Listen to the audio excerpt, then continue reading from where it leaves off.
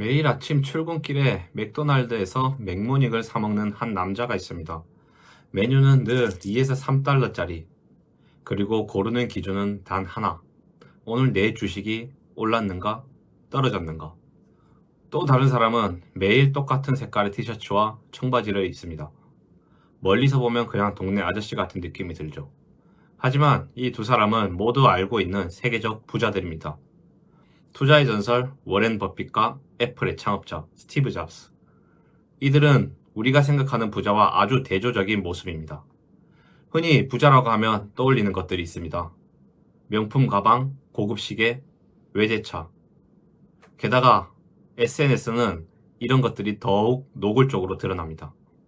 명품 쇼핑백, 호텔 조식, 슈퍼카, 브랜드 로고가 도배된 일상이 과시되죠. 그리고 이걸 본 사람들은 이렇게 말합니다. 나도 사고 싶다. 부자들은 사고 싶은 거 다 사서 좋겠다. 외제차는 당연히 타겠지. 하지만 이 이미지 자체가 가장 큰 착각이었습니다.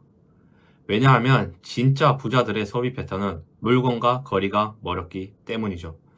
많은 사람들이 잘 모르는 사실이 하나 더 있었습니다. 명품을 가장 많이 하는 사람들은 우리가 흔히 떠올리는 초고액 자산가들이 아니었습니다. 글로벌 명품 시장을 오랫동안 분석해온 베인 앤 컴퍼니의 보고서에 따르면 전 세계 명품 소비의 중심은 이른바 중산층, 준상류층 소비자로 나타났습니다. 이들은 보통 연소득 약 4만 달러에서 15만 달러 수준의 계층으로 생활의 불안정 단계는 벗어났지만 아직 완전한 경제적 자유를 확보했다고 보기 어려운 사람들이었죠. 하지만 이 계층에 공통점이 하나 있었습니다. 바로 성공한 사람처럼 보이고 싶다. 이 욕구가 가장 강하게 작동되는 시기라는 점이었습니다. 반대로 초고액 자산가들은 명품 시장 전체에서 차지하는 비중이 상대적으로 크지 않고 소비 빈도 역시 매우 제한적인 것으로 나타났습니다. 이들은 돈이 없어서가 아니라 애초에 명품이 그들의 삶에서 차지하는 비중 자체가 크지 않았기 때문입니다.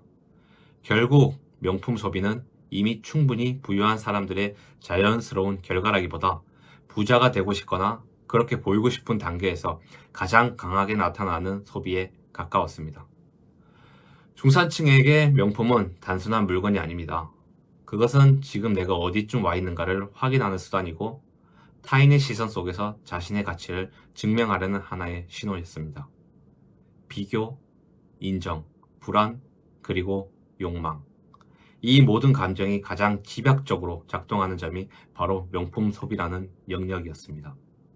그렇다면 부자들은 왜 명품을 사지 않을까요? 답은 단순합니다. 그들에게 물건은 행복의 중심이 아니기 때문이었습니다. 돈을 많이 번 사람일수록 깨닫는 것이 하나 있습니다. 비싼 물건이 주는 기쁨은 길어야 며칠, 짧으면 몇 시간이라는 사실입니다. 게다가 언제든 가질 수 있는 명품이라면 더더욱 그 기쁨은 짧아지겠죠. 이 부분에 대해서 공감하시는 분들이 많으실 겁니다. 명품 가방, 브랜드 시계와 같은 고가의 물건을 샀는데 지금 그 물건들은 어디에 있나요? 저도 누군가에게 선물 받은 고가의 시계가 있었습니다.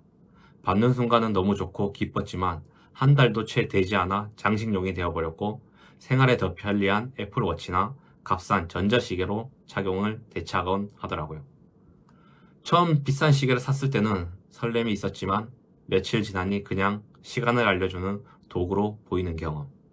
첫 외제차를 뽑았을 때 출근하면은 가슴이 뛰지만 한 달이 지나면 그 감정은 사라지고 유지비, 보험료, 관리와 같은 스트레스만 남는 경험. 이런 경험들을 통해 부자들은 점점 깨닫게 되었을 것입니다.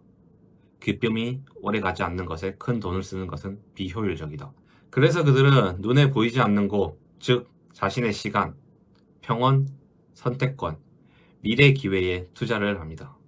예를 들어 누군가에게는 300만 원짜리 명품 가방이 꿈의 소비일 수 있지만 부자들에게는 업무 시간을 줄여주는 비서, 건강을 지켜주는 정기 검진, 미래를 크게 바꿀 교육, 더 큰 수익을 가져다주는 투자 자산.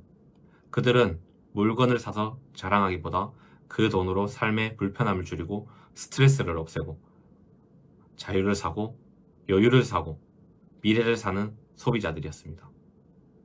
이렇게 보면 부자들의 선택은 사실 참 단순한 것 같습니다. 돈을 아끼는 사람이 아니라 돈을 더 의미 있는 곳으로 옮기는 사람일 뿐이죠.